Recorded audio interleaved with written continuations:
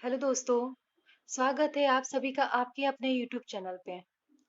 आज मैं आपके साथ शेयर करने वाली हूँ आश्विन मास कृष्ण पक्ष की इंदिरा एकादशी की व्रत कथा एवं व्रत के महात्म्य के बारे में। तो चलिए दोस्तों, वीडियो की शुरुआत करते हैं।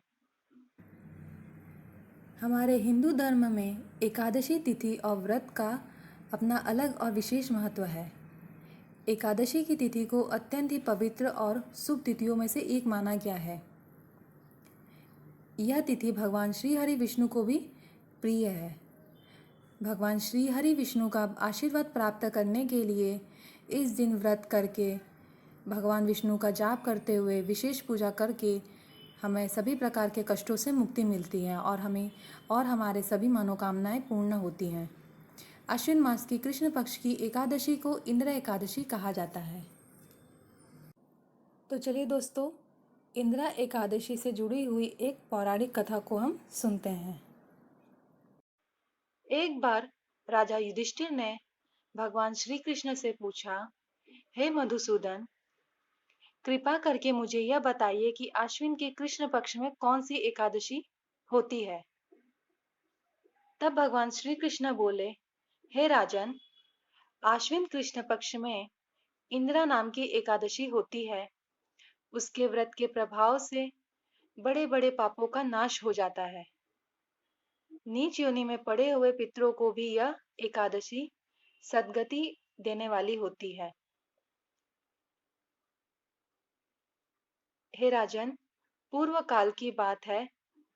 सतयुग में इंद्रसेन नाम के एक विख्यात राजकुमार थे, जो अब माहिष्मती पुरी के राजा होकर धर्म पूर्वक प्रजा का पालन करते थे।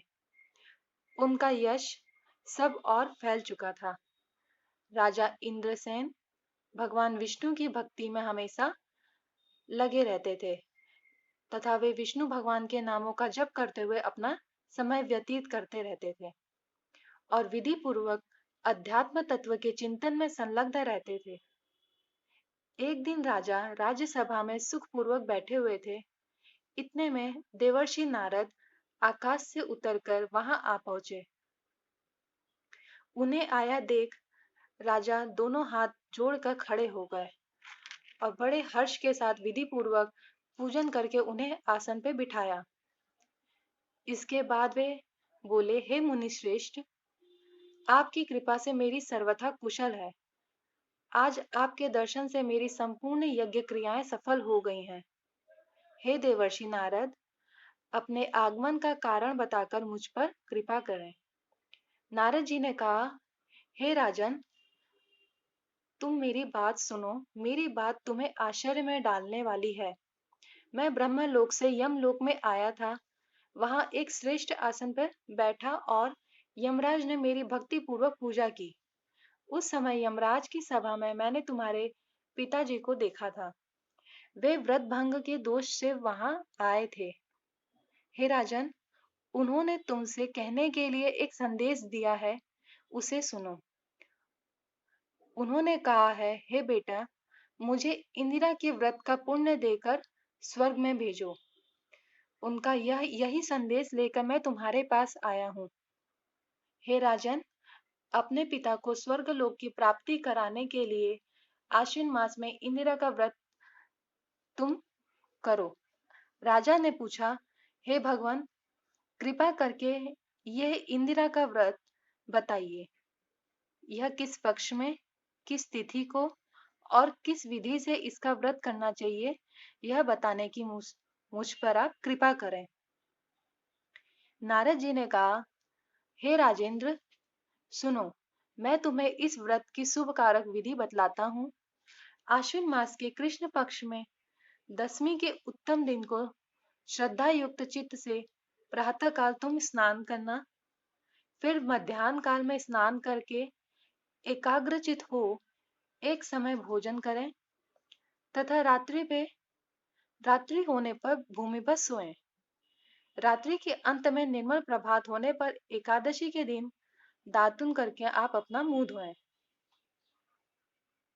तथा विष्णु भगवान की पूजा करें। कमल नयन भगवान नारायण आज मैं सब भोगों से अलग हो निराहार रहकर कल भोजन करूंगा, आप मुझे अपने शरण दीजिए।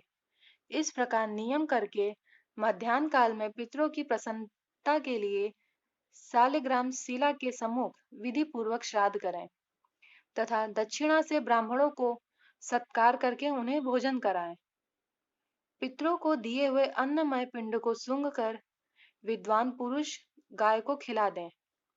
फिर धूप और गंध आदि से भगवान का पूजन करके रात्रि में उनके समीप जागरण करें।